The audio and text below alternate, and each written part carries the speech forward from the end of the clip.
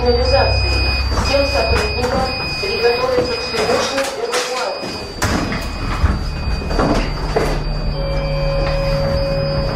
Внимание! Сработала система пожарной сигнализации. Всем сотрудникам приготовиться к срочной эвакуации.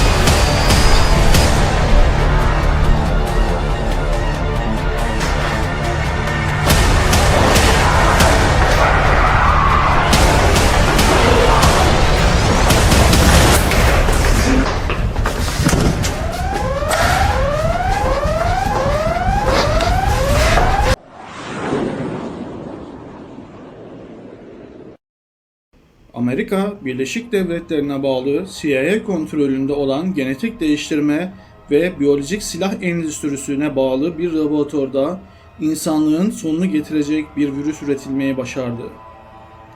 Bu virüsün tüm devletlerin istihbarat teşkilatlarından saklanması ve duyulmaması için büyük tedbirler alınmıştı.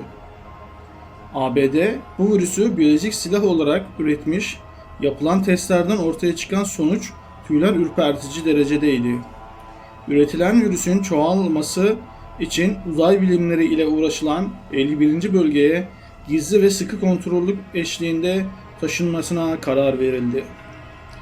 51. bölgeye gittikten sonra üretim sürecine oradaki bilim insanlarının kararı ile dünyada mı yoksa tehlikenin boyutuna göre uzaydaki uzay istasyonunda mı yapılacağına karar verilecek olan yetkililerin bulunduğu bölgeye taşınması için yola çıkmıştı. CIA kontrolü eşliğinde yola çıkan virüs, helikopter eşliğine sevk edilen bölgeye ilerlemeye başlamıştı. Fakat Rusya'ya bağlı, ismini çok az insanın bildiği SVR, Rusya Federasyonu dışında istihbarattan ve casusluk etkinliklerinden sorumlu çok gizli bir yapılanma olan bu servis, KGB'den daha fazla yetkileri olan üst düzey casusluk soruşturmaları kapsamında çalışmaktaydı. Çoğunlukla Amerika'da casusluk faaliyetleri göstermekteydi. Bu virüsün bulunduğundan ve üretilmesi için 51. bölgeye gönderilen konvoydan haberleri vardı. CIA ne kadar bu virüsü sıkı tutsa da bu seçilmiş seviye casuslarından saklanmayı başaramamışlardı. Konu ile ilgili plan yapıp konvoyu etkisiz hale getirip virüsün bulunduğu kapsülü alıp Rusya'da gizli üslerde inceleyip saklanması gerekirse, imha edilmesi gerekirse tüm sorunları bu üste getirilmesi için alınan casuslar bir süre konvoyu takip edip saldırmaya başladılar. Fakat CIA ajanları her türlü saldırıya karşı önlem aldıkları için her türlü senaryoda savunma yapmak için planlarını çoktan yapmışlardı.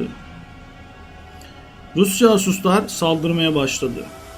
Anda karşı atağa geçen CIA ajanları ile çok çetin bir çatışmaya başlamışlardı. CIA'ya ait helikopteri düşürmeye başaran SVR casus timi konvoyu durdurmaya başarmış ve korunmakta bulunan CIA ajanlarından çoğunu etkisiz hale getirmeye başarmıştı. Fakat halen kapsülün bulunduğu araca yaklaşamamışlardı. Saldırıya uğradığını bildiren CIA ajanlarına destek gelmek üzere yola çıkmıştı. SVR casusları acele etmeye başlamaları gerekmekteydi. Bunu bilen CIA ajanları onları takviye ekip gelene kadar oyalamaya çalışıyordu.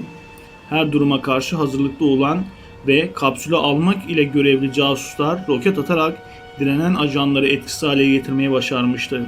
Ve kaosun bulunduğu zırhlı araca yaklaşıp aracın kapısını C4 ile patlatıp kapsülleri almaya çalıştıkları esnada CIA ajanları desteğe gelmişti ki 3 adet üretilen kapsülü almayı başaran ajanlar kaçmayı başarmışlar ve helikopter doğru koşuyorlardı.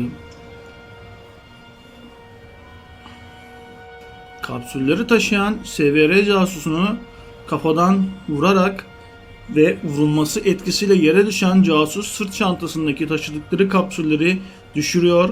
Çarpmanın etkisiyle kapsüllerden biri kırılıyor ve diğer casuslar sağlam 2 tane kapsül alıp kaçmaya devam ediyorlar.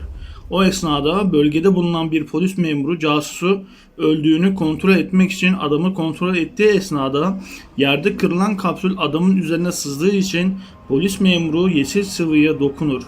Bu ne, yapışkan bu sıvı da ne der? Elini kesmiş olan polisin sıvı o bölgesinden kanına karışmaya başlamıştır bile.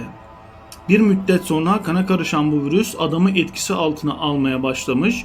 Kalp atışları hızlanan adam bir anda yere düşer ve çevresindeki insanlar toplanır. Ama CIA ajanları virüsten etkilenmiş olduğunu anlar ve insanları uzaklaştırmaya çalışırken adamın kalbi durmuş ve ölüm gerçekleştirmiştir. Sonra titreyerek ayağa kalkan adamın yüzü bembeyaz, sesi yaratık gibi çıkmaya başlamıştı. Konuyu anlayan ajanlar adama ateş etmeye başlamışlar. Adam ateşin etkisiyle yere düşmüştü.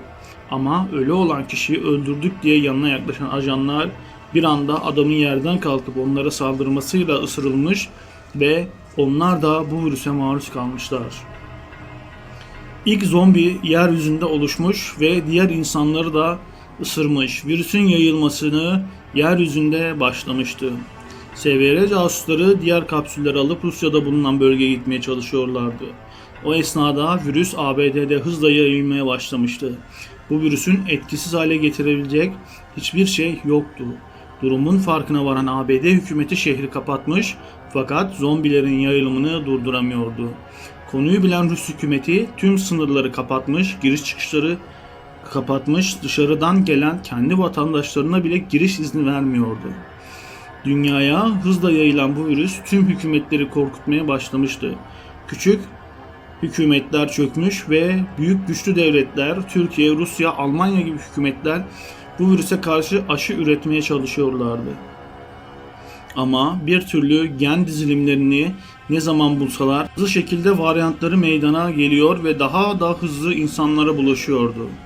Ve ölüm herkese daha çok yaklaşmıştı. Hükümetler dünyada virüsten kaçmak için daha önceden yaptıkları yeraltı şehirlerine kendilerini kapatmışlardı. Sığınaklardan uydu görüntüsü olarak inceleyen yetkililer, dünyanın çürüyen zombilerin bedenleri ile dolmasını sadece izleyebiliyorlardı. Şehirlerde kalan insanlar küçük gruplar halinde kendilerini savunmaya çalışıyorlardı. Virüsten tam bir sene sonra aşı halen bulunamamış ve büyük devletler çöküş aşamasına girmişti. Nereye kadar dayanacaklardı? Bu zombilerin saldırılarına günler geçtikçe yiyeceklerin azalması, temiz suların kirlenmesi sonucu insanlar hükümetleri düşürmeye başlamıştı. Tüm yetkileri sığınaklarda saklanan ülkeler bir çare arıyor fakat bulamıyorlardı.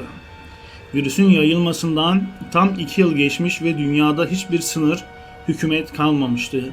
Herkes artık kendini hayatta tutmak için yağmalar yapmaya başlamış ve küçük gruplar diğer grupların elindeki erzakları almak için birbirleri ile çatışmaya başlamışlardı. Ve günler geçtikçe dünya ölü bedenlerin kokusu ile iğrenç bir hal almış, temiz hava azalmıştı. Temiz su yok, denecek kadar azdı. İnsanlar çok azalmış, her yerde zombiler vardı. Dinler, inançlar yok olmuş, her yerde insanlar kendilerini kurtarmak bir şeyler arıyordu ama bulamıyorlardı. Şehirlerden uzak yerlerde küçük ekipler halinde yaşamaya çalışıyorlardı. İnsan kendi üretmiş olduğu virüsler ile kendi ırkını yok etmeyi başarmıştı. Artık zombiler imparatorluğu dünya yüzünde hüküm sürmeye başlamış ve biz insanlar uzay çağını beklerken kendi kendimize yok olmayı başararak zombi çağını başlatmayı başarmıştık. Sonumuzun ne olacağını bilmeden her gün hayatta kalmak için savaşıyorduk. Çünkü nefes aldıkça umut vardır.